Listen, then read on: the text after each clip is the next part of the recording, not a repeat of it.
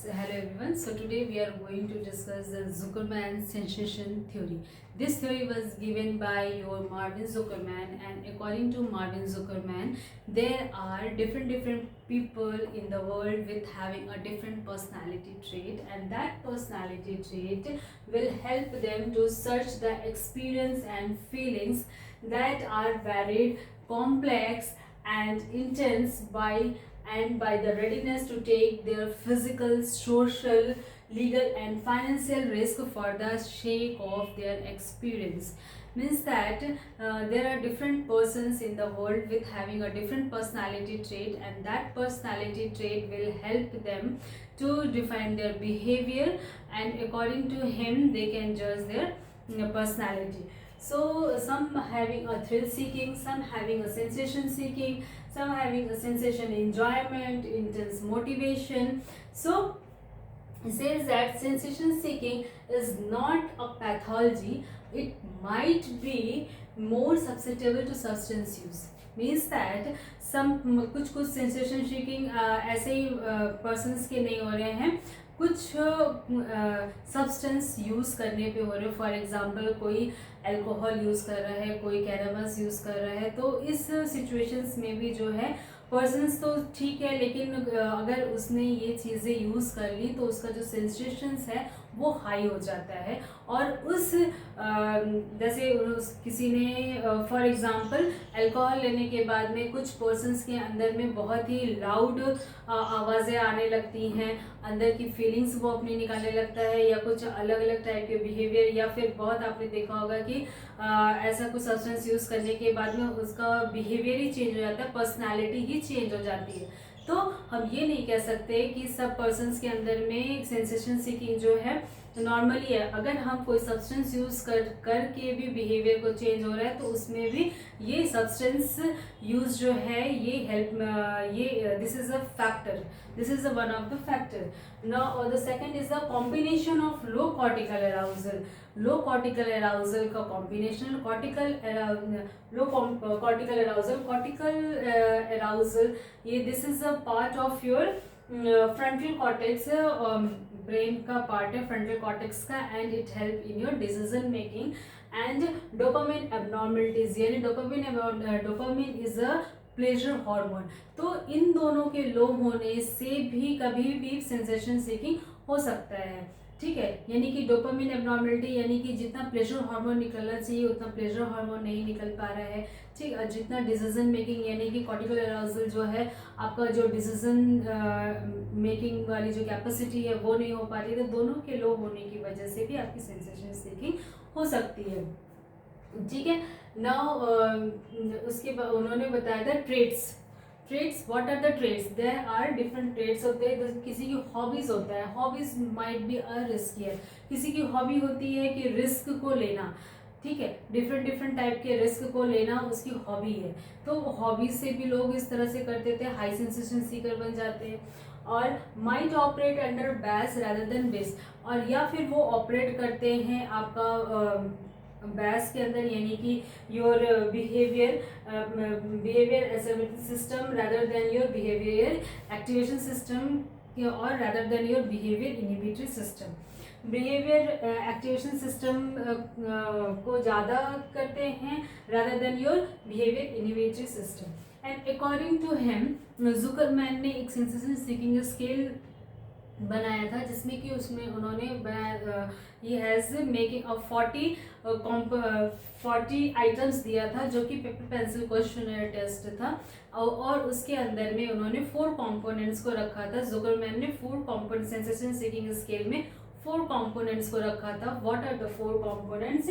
First is your thrill and adventure seeking, जो कि जिसको हम TAS कह सकते हैं. Second is your experience seeking, जिसे हम ES कह सकते हैं. Third is your inhibition, that is DIS.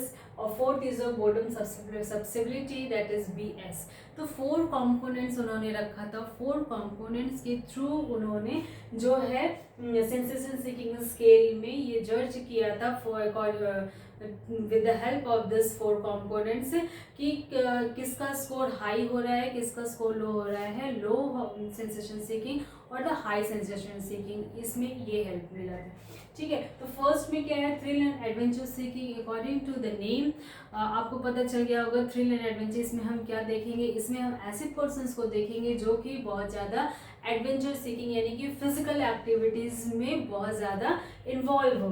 तो इसमें जैसे इसमें क्या हम टेस्ट कर रहे हैं, उसका स्पीड, डेंजर, ठीक है, नॉवेल्टी को टेस्ट करते हैं। इसमें किस किस टाइप के टेस्ट आ रहे हैं, इसमें running with a bull, bull के साथ रनिंग करना, क्लाइंबिंग करना, पैराग्लाइडिंग करना, ऑल दिस माउंटेनियरिंग करना, ये सारे जितने एडवेंचरस गेम्स होते हैं थ्रिल एंड एडवेंचरस, ये इसमें आते हैं। फर्स्ट कंपोनेंट है। Second component is your experience seeking, that is किसी को भी देख करके कुछ देख करके एक्सपीरियंस करना, ठीक है, कोई चीज़ सीख के करना, अपने माइंड के थ्रू, अपने सेंस के थ्रू उसको सीखना, उसको सीख करके फिर उसको एक्सपीरियंस करना। जैसे कि इसमें आर्ट देख करके या हम सीख करके उसको एक्सपीरियंस कर रहे हैं बना करके, आर्ट, म्यूजिक हो गया, ठीक है, और या एक्सोटिक ट्रैवल हो गया, ये this is your second. Third is your disinhibition, DIS।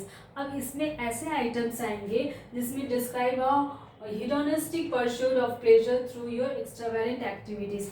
अब आपके साथ में, आपके अंदर से नहीं, आपके उस प्लेजर सीकिंग को आप कैसे कर रहे हो, आप लोगों के साथ में, for example social drinking, parties, gambling, यानी कि थ्रू अपने इंटरनल नहीं, एक्सटर्नल, इसमें क्या है, एक्सटर्नल से कर रहे हैं आप pleasure through your external activities यानी एक्स्ट्रा वैलेंट एक्टिविटीज, अपने सोशल एक्टिविटीज से, सोशल लोगों के साथ में बैठ करके पार्टी मनाना, गैम्बलिंग करना, किसी को गैम्बलिंग में होता है, किसी को पार्टीज में, किसी को ड्रिंकिंग से, ठीक है। तो third is your this, and the fourth is your boredom susceptibility. Boredom susceptibility में क्या है, an aversion to repetitive experience. अगर आप रिपीटेटिव कोई वर्क कर रहे हो तो उसमें आप बहुत ही जल्दी बोर हो जा रहे हो, ठीक है। फॉर एग्जाम्पल डेली का वही रूटीन, जा रहे हो ऑफिस में, वही काम कर रहे हो, फिर आ रहे हो, तो ऐसे में भी बहुत सारे पर्सन होते हैं जो कि वो जो मोटिवेट नहीं हो पा रहे हैं, फिर कर रहे हैं, काम कर रहे हैं, आ रहे हैं, जा रहे हैं, तो इसमें भी वो बोर हो जाते हैं। तो इसमें क्या हो जाता है, इसमें स्कोर जो है वो लो हो जाता है, ठीक है, लो सेंसेशन सीकिंग। अब according to this four component we हमने जज कर लिया कि हाई सेंसेशन सीकिंग है या लो सेंसेशन सीकिंग है। अगर इसमें स्कोर लो आएगा तो that means the person having a low sensation seeking, high है तो that means a person having a high sensation seeking. अगर हाई सेंसेशन आता है तो क्या होता है, लो सेंसेशन आता है तो क्या होता है, वी आर गोइंग टू सी। अगर हाई सेंसेशन आ रहा है, हाई सेंसेशन सीकिंग है, तो इसका मतलब क्या है, अर्ली स्ट्रॉन्ग इंसुला अराउजल। सबसे पहले जो है अर्ली स्ट्रॉन्ग इंसुला अराउजल होता है। इंसुला क्या है, जहाँ की आपकी बॉडी, आपकी ब्रेन जो है फर्स्ट सिग्नल देती है आपके ब्रेन को, ठीक है। Arousal plus delayed ACC, delayed यानी कि फर्स्ट अर्ली स्ट्रॉन्ग इंसुला चला जाएगा और डिलेड होगा ACC यानी कि एंटीरियर सिंगुलेट कॉर्टेक्स, रेगुलेट करता है जो हार्मोन को। आपके ब्रेन ने जो सबसे पहले जो सिग्नल दिया, फॉर एग्जाम्पल इजी टू से कि आपका हाई सेंसेशन स्कोर आया इसमें, तो आप इसमें क्या है, इसमें जितने भी टेस्ट हुए आपका क्या हुआ, आपके ब्रेन ने हाई सेंसेशन सीकिंग यानी कि आपके ब्रेन ने प्लेजर हार्मोन्स ज़्यादा सीक्रेट किया, आपके अंदर प्लेजर हार्मोन्स ज़्यादा है, तो आप जो है वो जो भी चीज़ें हैं उसको करने में आप एडवेंचर हो गया, थ्रिल हो गया, या एक्सपीरियंस सीकिंग हो गया, इसको आप बहुत ही जल्दी प्लेजर के साथ लेते हो, ठीक है। तो आपका सबसे पहला जो है स्ट्रॉन्ग इंसुला अराउजल गया और डिलेड। तो जब आपका प्लेजर हार्मोन सबसे ज़्यादा पहले आ गया तो क्या होगा, वहाँ पर जो भी हार्मोन्स जो उसको डिले कर रहा है या फिर उसको रोकने की कोशिश कर रहा है, वो वहाँ पर कम डिले हो जाएगा, वो वहाँ पर बाद में जाएगा, तो उसके ऊपर क्या भारी पड़ गया, इंसुला, यानी कि आपका प्लेजर हार्मोन सबसे ज़्यादा डोमिनेट हो गया, ठीक है, डिलेड। तो इसके बाद क्या होगा, तो इनका क्या रिजल्ट आया, स्ट्रॉन्गर अप्रोच मोटिवेशन, ठीक है। तो इसमें क्या हो गया, आपका स्ट्रॉन्गर अप्रोच मोटिवेशन, यानी कि आपका जो मोटिवेशन है वो अप्रोच करने के लिए, कोई भी वर्क करने के लिए बहुत ही ज़्यादा स्ट्रांग हो गया। और जबकि लो में क्या होगा, लो सेंसेशन स्कोरिंग, जिसकी लो सेंसेशन स्कोरिंग आई जिसमें क्या है, लो इंसुला अराउजल, यानी कि जो बॉडी सिग्नल जो सबसे पहले कहाँ गया, बॉडी सिग्नल आपका सबसे पहले प्लेजर में नहीं जा करके इनहिबिटरी में चला गया, कि आपको जो है ये काम अभी नहीं करना है, प्लेजर नहीं आ रहा है, या फिर इस तरह से वो रोक रहा है। एंड स्ट्रॉन्ग एसीसी एट्रीब्यूशन, जब सबसे पहला जो है प्लेजर हार्मोन में नहीं जा करके आपका कहीं और, उसके बाद क्या हुआ, स्ट्रॉन्ग एसीसी एट्रीब्यूशन यानी कि एंटीरियर सिंगुलेट कॉर्टेक्स जो है वो स्ट्रॉन्ग हो गया।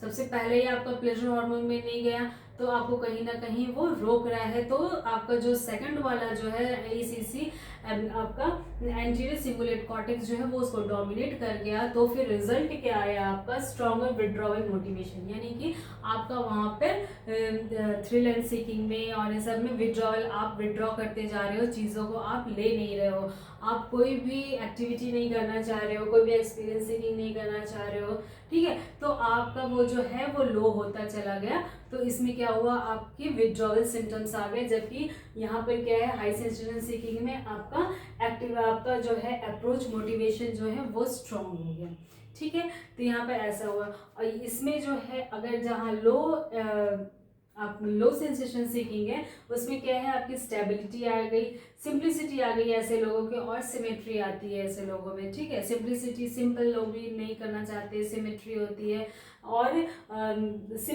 स्टेबिलिटी यानी कि अपने ही एक ही चीज़ों में स्टेबल है, कुछ न्यू नहीं करना चाहते हैं, और अपने ही जो भी आपका जो चीज़ें हैं उसमें आप बहुत खुश हैं। और पेरेंटिंग, और इसमें देखते हैं हम कि जहाँ पर हाई सेंसेशन सीकिंग स्कोर है, ये लोग क्या है, ईगोसेंट्रिक हैं, असर्टिव है, एक्सट्रोवर्जन है, एंड कॉम्प्लेक्सिटी है, यानी कि इनमें कॉम्प्लेक्स चीज़ों को करने की इच्छा है। एक्सट्रोवर्ट है, वो बहुत ही ज़्यादा एक्सट्रोवर्ट है, इंट्रोवर्ट नहीं होते, वो हर हैप्पी रहते हैं, जॉली नेचर के होते हैं, सबसे बात करने में नहीं घबराते, एक्सट्रोवर्ट होते हैं, असर्टिव होते हैं, ईगोसेंट्रिक होते हैं वो, ठीक है। और इसमें कुछ कुछ पेरेंटिंग बिहेवियर भी होता है जिसकी वजह से high and low sensation seekers होते हैं। जो पेरेंट्स बहुत ही फियरफुल होते हैं, प्रोटेक्टिव होते हैं अपने चाइल्ड को लेकर के, वो बच्चा जो है वो लो सेंसेशन सीकिंग की तरफ जाता है। और जो पेरेंट्स, यहाँ पे देखा गया, जो पेरेंट्स इंकरेज करते हैं, प्रमोट करते हैं या रिइंफोर्स करते हैं एडवेंचरस चीज़ों को करने के लिए कि नहीं आपको करना है, तो ऐसे पर्सन्स, ऐसे जो चिल्ड्रंस होते हैं वो हाई सेंसेशन स्कोरर होते हैं, ठीक है।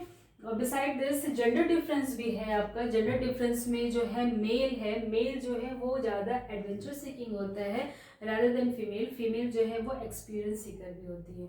और यहाँ पर आपका सेंसेशन सीकिंग में एज भी मैटर करता है, एज डिफरेंस भी है। जैसे कि एज है आपका 18 to 30 ईयर्स, 18 to 30 ईयर्स का जो एज होता है वो ज़्यादा एडवेंचरस होता है, ठीक है। आप ज़्यादा एडवेंचरस लोगे, जबकि आपकी 30 के बाद डिक्लाइन होते जा रही है, तो फिर आप जितना आप पहले एडवेंचरस थे कंपेयर टू दैट आप लो एडवेंचरस होते जाओगे, ठीक है। और यहाँ पर जेनेटिक डिफरेंस भी आता है। जेनेटिकली पेरेंट्स मोर एडवेंचरस हैं तो चिल्ड्रंस भी एडवेंचरस ही होंगे।